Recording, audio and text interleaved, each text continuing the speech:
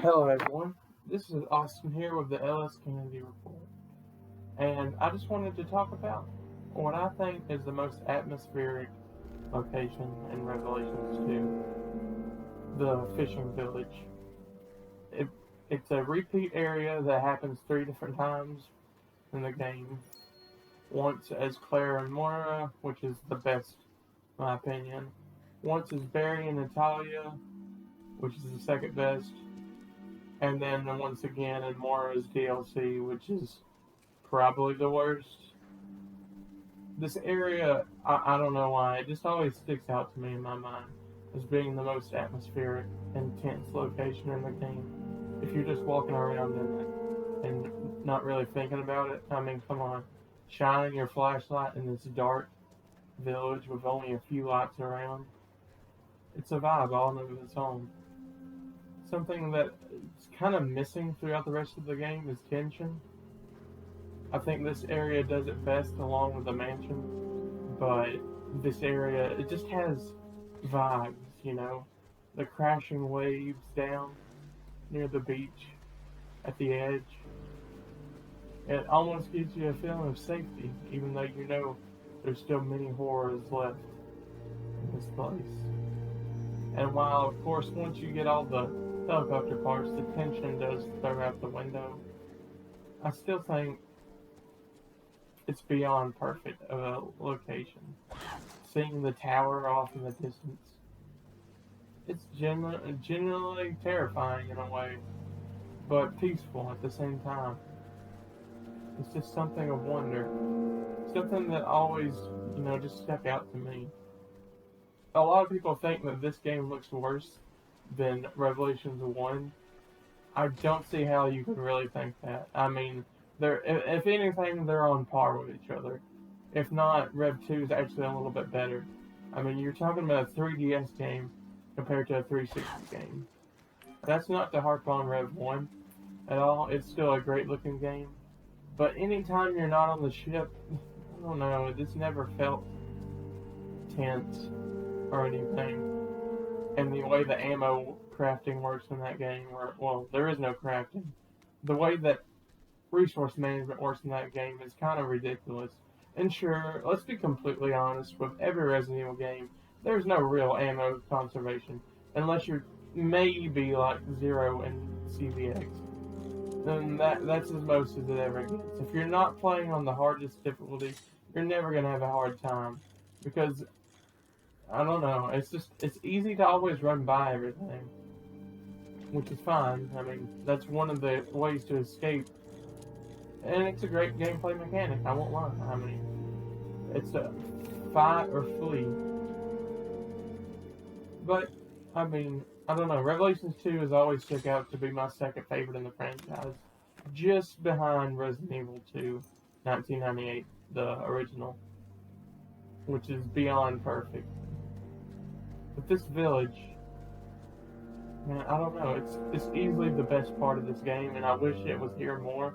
Yeah, I know it's hilarious saying it. I mean, it comes back two more times, but you can't dispute the vibes here, man. Just looking at this empty little village, knowing when there used to be life here, the silence, the ambient music in the background, the biggest exploration in the game for Claire and Moira, at least, that I feel like, where it feels fun to do. This is something that it's always meant something to me. I don't know why. It's just the way the buildings look, how they're kind of falling in, but not really. All the locked doors reminding you how trapped you are. I guess arguably it's isolated horror at its best, in my opinion. It's just something so special about this area. Also, the overcast skies are just perfect. Add so much to the feeling. And the one little beacon of hope, this jukebox right here, and all that. But we know what happens here. R.I.P. Pedro. if you go up here, you'll even get to see what happens in the future with Barry and Natalia. A little chest for her to open. But also in the distance, you see an enclosed building with a ladder and a broken roof. I don't know why I said enclosed. Let's go check that out. Why don't we? Just walking around this village, you can tell some bad things have happened here, and that there probably isn't much hope of escaping. But at the same time, it's just beautiful in that way. I don't know how else to really explain it. It's just something so wonderful about this area. The vibes, I keep saying that word, but that's literally how I'm feeling. The vibes are just perfect here. It's real tense and quiet, especially if you leave player behind, because none of the cutscene trigger things happen yet. But we enter a building, and then that silence is pretty well broken.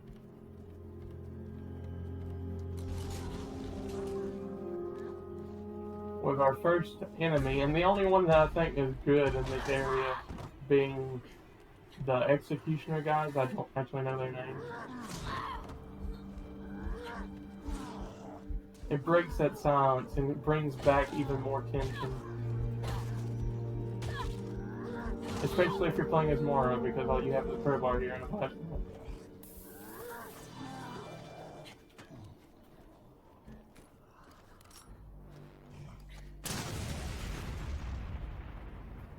Getting the battery from here with a little light with moths flickering around it.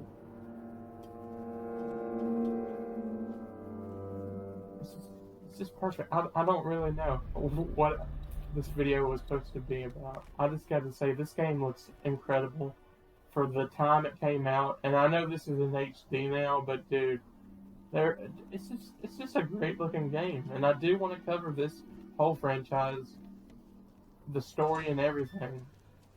But like, I just don't think I'm ready for that yet. I don't think I can give it the justification that this game deserves, or any of the games outside of RE2, because it is my favorite. I know exactly what I'm going to say about it.